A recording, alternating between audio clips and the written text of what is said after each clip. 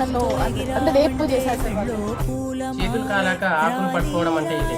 Kerala story 1, Kerala story 2 ఇలాంటి ఎన్ని సినిమాలు వచ్చినా మన హిందూ ధర్మంలో ఉన్న కొందరు ఆడపిల్లలకు మాత్రం బుద్ధి రాదు. స్టోరీలోకి వెళ్తే హైదరాబాద్లోని కూకట్పల్లిలో జరిగిన సంఘటన ఇది. నవాజ్ అనే ముస్లిం వ్యక్తి నవదుర్గగా మారి ఒక హిందూ అమ్మాయిని లాట్రాట్లో పాడేసి నాకు పరిచయం అయినప్పుడు కన్వర్ట్ అయ్యానని చెప్పి సర్టిఫికేట్ చూపించారు సార్ నాకు. ఆమె కోసం మతం మారినట్టు ఫేక్ సర్టిఫికేట్ చూపించి పెళ్లి చేసుకున్నాడు. వాళ్ళ తమ్ముళ్ళు నవాజ్, షారుఖ్, ఇస్మాయిల్, వాళ్ళ ఫ్రెండ్ నీలాఫ్ అని చెప్పి అతను నవాజ్. కానీ పెళ్ళైన తర్వాత ఫస్ట్ నైట్ రోజే వాడి నిజ స్వరూపం ఏంటో బయటపడింది. అమ్మాయికి మత్తుమంది ఇచ్చి నవాజ్ మరియు వాడి తమ్ముళ్ళు వాడి ఫ్రెండ్ మొత్తం 5 కలిసి అమ్మాయిని రేప్ చేశారు.